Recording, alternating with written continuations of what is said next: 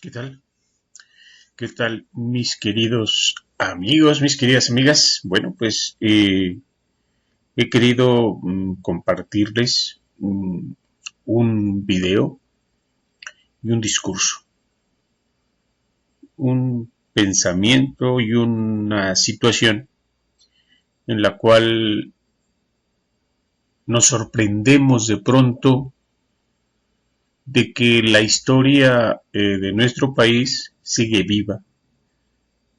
Y no solamente sigue viva la historia y las emociones y las situaciones que se vivieron con la decena trágica, con el proceso revolucionario de 1910. Y la distancia no es tan larga en términos de tiempo. La distancia de los sucesos son frescos y calan y duelen y aún existen en las emociones de los familiares de entonces, de los nietos, los bisnietos, y hoy se congregan a iniciativa de la Presidencia de la República en la Biblioteca de México, ahí en la Plaza de la Ciudadela, ahí donde los más protervos personajes de la historia de nuestro país configuraron una de las etapas, uno de los momentos más oscuros de la vida patria. Ahí fue asesinado con la más burda mendacidad, con la más burda eh, desvergüenza y falta de humanismo más incipiente, Gustavo Amadero y Adolfo Basó Bertoliat. Y viene el caso este video porque, ¿qué creen? Resulta que la pugna de entonces, aquella purga, aquella lucha sorda de los revolucionarios de la época, sigue viva y sigue actuante y sigue incidiendo directamente en el comportamiento social y sigue esa polarización y esa lucha entre conservadores y libertarios, entre demócratas y autoritarios. Sigue viva y sorprende que muchos de los más ínclitos personajes de la academia sigan inyectando odio en nuestra narrativa cotidiana. Y lo vemos en las redes sociales donde los epítetos, epítetos entre los diversos contendientes políticos en las redes, los epítetos contra López Obrador, contra la 4T, contra su esposa, contra su hijo, el más pequeño, nos dan cuenta, lamentablemente, de una condición que nos llena de tristeza enorme y, por supuesto, nos llena también de una llamada de atención. Nos trae una llamada de atención en el sentido de que las heridas de la revolución no están del todo solventadas. Y quiero que vean ese discurso, por qué las heridas de la revolución no se han solventado. Eso lo dejo para los eruditos de la psique colectiva. Y sí, quiero que veamos este discurso, que escuchemos este discurso, porque retrata justamente el sentir de un grupo social que encuentra una oportunidad para desmantelar todo el discurso de odio, la narrativa de odio, el diálogo en el que el odio, la inquina, la procacidad, la mendacidad y la más burda de las acciones humanas en el manejo discursivo se puedan desmantelar. Veamos este discurso. Es un discurso sobre la decena trágica, directamente desde un familiar de Adolfo Basó Bartoliat. Y bueno, pues ustedes juzguen. Me gustaría que dejaran aquí abajo sus comentarios y, por supuesto, que se suscribieran a este canal. Muchísimas gracias. Que tengan un espléndido día. Va el video. Hace uso de la palabra Mario Núñez Mariel, bisnieto de Adolfo Basó Bertoliat.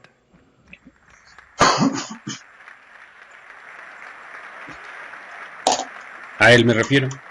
Escuchen. Es muy bueno el discurso. Muy buenas tardes a todos, señor presidente. Qué gusto verlo. Nada más le puedo decir sin ninguna gracia de cortesía fuera del lugar. Es un placer verlo. Y es un placer estar aquí. Sin embargo, siempre en este tipo de circunstancias pasa algo curioso. Como se trata de algo demasiado importante, que es el recuerdo de mi bisabuelo, capitán de fragata, Adolfo Basó Bertoliati, cada hora que pasa son muchas más las cosas que quiere uno decir. Y después le dicen a uno, tiene 5 minutos en la madre, 5 minutos, solo 5 minutos para hablar de un héroe de esa dimensión. No, pues está canijo. Pues ahí voy. Yo no podría recordar con dignidad a mi bisabuelo, capitán de fragata, Adolfo Basó Bertoliati, sin recordar a mi abuela, a su hija, a Ana Basó. Fue ella la que me contó, la que me dijo en tradición oral, que fue la asistente militar de don Adolfo, la que le relata cómo dispara la ametralladora que mata a Bernardo Reyes cuando trata de ocupar Palacio Nacional. Esa es la dignidad de mi abuelo. La dignidad de mi gran bisabuelo fue la de cambiar la historia de México con una sola ráfaga de ametralladora, disparándola por órdenes del general del Villar cuando llegaban los usurpadores a Palacio Nacional. Ese hecho ha sido invisibilizado durante 107 años. Nunca se les ha dado la dignidad total a don Gustavo Amadero y Adolfo Basó Bertoliati, héroes y mártires de la democracia, formidables personajes de nuestra historia, dignísimos mexicanos, que es tiempo, señor presidente, y le ruego que lo haga, una iniciativa a la Cámara de Diputados para que en el muro de honor los nombres de Adolfo Basó Bertoliati, mi bisabuelo, y de don Gustavo Amadero, su amigo, queden inscritos en el muro de honor de la Cámara de Diputados.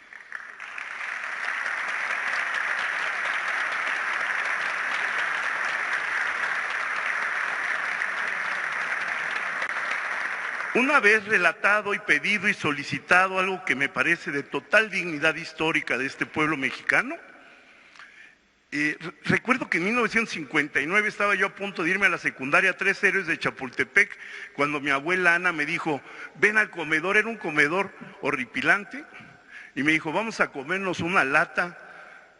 Y digo, mi abuela era fanática, como buena campechana, una lata de calamares en su tinta. Yo dije, abuela, son las 10 de la mañana. Y dice, no importa, tú vente. Y después de tomar y comer los calamares, que era una de sus pasiones, que los sacaba de su ropero, de la magia y de los secretos familiares, me dijo viéndome a los ojos, ¿tú sabes cómo fue que asesinaron a mi padre? ¿Tú sabes cómo fue que fusilaron a mi padre?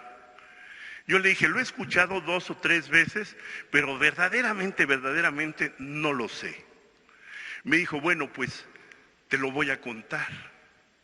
En ese instante, sin una lágrima, me empezó a decir, él es el que dispara la ametralladora, él es el que sostiene la defensa de Palacio Nacional junto con el general del Villar, él es el que ayuda a escapar después de que lo detienen porque ya se le habían acabado las balas y lo detienen en Palacio Nacional los usurpadores, él es el que, estando ahí ya preso, prisionero, ayuda a escapar a prisioneros con una cuerda, siendo el marino que sabía de cuerdas y nudos, que sabía de todo lo que de todo lo que la vida como capitán de fragata le había dado. Es decir, una gran sencillez y al mismo tiempo una gran fineza.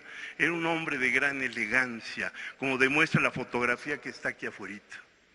Ese hombre además era especialista en derecho marítimo, en derecho internacional marítimo. El caso es que por haber matado a Bernardo Reyes y a instancias y presión de Rodolfo Reyes, como aquí podría testificar mi superamigo Paco Ignacio Taibo, que aquí se encuentra, es lo que le va a costar la vida. Es lo que va a impulsar a su hijo Rodolfo Reyes a presionar para que sea fusilado. Victoriano Huerta lo va a entregar, a pesar de que él después va a reconocer que era un hombre inocente, y lo va a entregar y lo envían a la Ciudadela y ahí se encuentra con su amigo, porque eran amigos personales, con don Gustavo Madero. Se ven a los ojos, no se dicen demasiado, asesinan a don Gustavo, como bien acaba de relatar su bisnieto, y después se acercan a mi bisabuelo, y mi bisabuelo con lo que decía mi abuela, tenía la voz de mando del capitán de fragata, y le dijo: un momento, cabrones, a mí no me van a asesinar, a mí me fusilan. Y además van a esperar a que vea la osa polar, que es la que ha guiado toda mi vida de marino. Y entonces la soldadesca se detiene y esperan a que busque la estrella.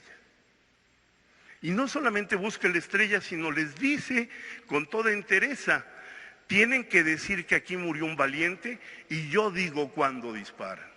Yo abro el fuego. Y él abre el fuego. Todavía viene la descarga de fusilamiento, cae el abuelo, que era un hombre muy alto y que para el gabinete del chaparro de Francisco y Madero, el queridísimo Francisco y Madero, el dignísimo de Francisco y Madero, cae. Y en lugar de darle a Aureliano Blanquete el tiro de gracia, le da un bayonetazo en el corazón. Lo mató de un bayonetazo. En fin, el caso es que el abuelo queda para siempre, de ahí lo entierran en el Panteón Dolores en una fosa común. Y mi abuela, a los 2 días con su tía Chachá, se van a la fosa común a buscar el cadáver y lo descubren con las iniciales bordadas en su camisa, la AB. Descubren a don Adolfo, lo sacan de la fosa común y lo llevan a enterrar dignamente al Panteón Francés. Esa historia que quedó troquelada en mi memoria, que quedó troquelada en el corazón, son historias que quedan en el corazón y que quedan para siempre, y que son la dignidad propia de uno mismo, son la razón ontológica de uno mismo. Es lo que nos hace ser lo que somos.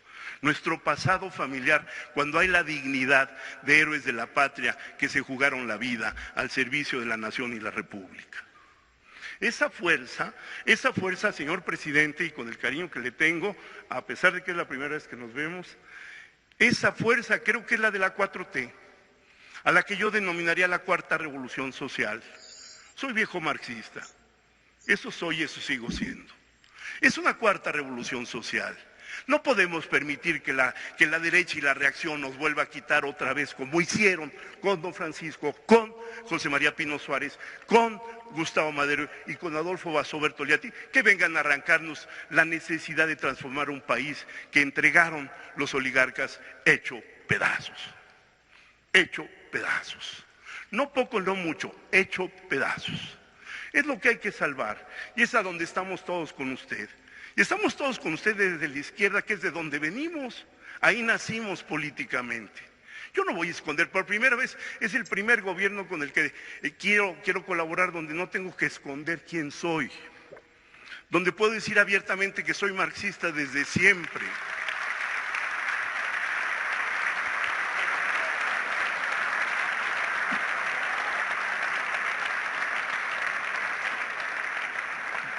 Donde me atrevo a decir que nosotros los pobres, que la reivindicación de nosotros los pobres, no solo es necesaria y suficiente, es de dignidad básica de vida humana. No podemos dejar el país con 60 millones de judíos. Es inhumano hacerlo, es idiota hacerlo, es terriblemente ominoso, es desquiciado. Y su razón de fuerza de los pobres primero, señor presidente, lo traigo en el corazón. Los pobres primero. Pero no solo los pobres, los que trabajan, obreros y campesinos, las mujeres benditas y santas de este país, que están levantando uno de los movimientos de resistencia más absolutamente dignos de la historia de México, de la historia de México. El que no defiende con el alma a las mujeres de México no tiene dignidad de seguir en la vida con la cara en alto. El que no distingue que no podemos permitir que nuestro país esté desangrándose de esa manera, el que no entiende que es tiempo de modificar la vida, de que es tiempo de modificar estructuras y sentidos de la existencia, es un conservador más, señor presidente, y yo estoy con usted. Los conservadores son irremediablemente pendejos. Le digo, ya para terminar, y no quiero excederme, aunque creo que ya me excedí. Sí estamos con la revolución social porque es una necesidad histórica. No es una necesidad menor, es la verdadera necesidad de todas y todos los mexicanos. Hay que transformar este país para bien. Hay que transformarlo para vivirlo en dignidad. Hay que transformarlo para vivirlo como el centro del continente. Soy diplomático, lo fui muchos años. Nuestro México es el centro del continente. Y como centro del continente vamos a armar el Parlamento de las Américas para decirles a todos, ya es tiempo de vivir en paz. Construyamos la paz continental. ¿Por qué? Porque es una guerra civil hemisférica, porque es una guerra de todos, porque aquí ya se está jugando la vida del planeta, ya se está jugando la vida de las sociedades, ya se está jugando la vida misma de todos los que nos levantamos en la mañana recordando quiénes somos y cómo nos llamamos. Con eso les ruego que me disculpen los exabruptos. Viva este país, señor presidente. Estamos con usted, no de hocico para afuera. Estamos con usted con el alma. Muchas gracias.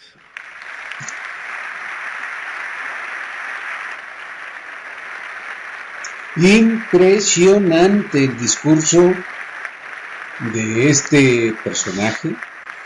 Impresionante en términos de la determinación con la que se habla de la puntualidad, y por eso ahí el abrazo. Por eso ahí el abrazo con el presidente de la República. Este personaje, este ingeniero, viene a entregarnos una versión del México que no termina de cuajar su identidad. Del México profundo, del que hablaba Guillermo Bonfil Batalla, del México de las libertades conculcadas, de los sueños más ominosamente destruidos en una etapa del desarrollo de nuestro país. Bueno, pues ese es el momento cumbre del evento de ayer, y como somos muy dados a la historia y a recoger esas perlas del sentimiento patrio, eso nos cala, nos llega, nos sacude, nos obliga también a entender y a tratar de entender la etapa histórica de nuestro país. Ahí tenemos un discurso del que muchos nos sentimos orgullosos. Un discurso en el que se mezcla la 4T por primera vez con revolución social. Un discurso en que se habla por primera vez en público y en presencia del presidente de la República de marxismo y de la 4T. Pero de esto y de lo otro habremos de tener otro tipo de videos, otro tipo de información, otro tipo de circunstancia, porque hoy este evento fue para conmemorar el 107 aniversario luctuoso del asesinato de Gustavo Adolfo Madero, aquel revolucionario convencido y pivote central del movimiento maderista, junto a don Adolfo Basó Bertoliatti, este personaje que había sido marino, y como tal tenía una enorme convicción patria. Y fue él el que desde Palacio Nacional enfrentó a los sediciosos y logró contenerlos en una primera instancia. En fin, mis queridos amigos, quise entregarles este discurso. Me parece puntual que lo revisemos una y otra vez para entender por qué nuestra historia no termina de resanar las heridas y por qué nuestra historia es una historia de una dualidad en términos ideológicos entre el progresismo, entre los revolucionarios que buscaban la equidad social y los conservadores, el ala más conservadoramente radical de nuestro país, que hoy, en este momento, se encuentra con el discurso más protervo, con uno de los discursos más insidiosos, más asquerosos, más vergonzantes, con uno de los discursos que le apuesta a la destrucción del tejido social y de la patria por el hecho de que ellos no están más en el poder. Esta es una realidad insoslayable, esto es una realidad que no se puede negar y por supuesto agradezco que le den like, que se sumen, que se agreguen a mi canal, esto es que se suscriban y de ser pertinente, de que ustedes crean pertinente, correcto, puntual, que este tipo de discurso sea difundido, bueno, pues entonces estaré muy agradecido con ustedes. Que tengan una espléndida tarde y nos veremos en la próxima de estas cápsulas de historia, de estas cápsulas de donde la reflexión y donde el corazón de nuestra narrativa, de nuestro diálogo íntimo y social es nuestra patria, México. Saludos.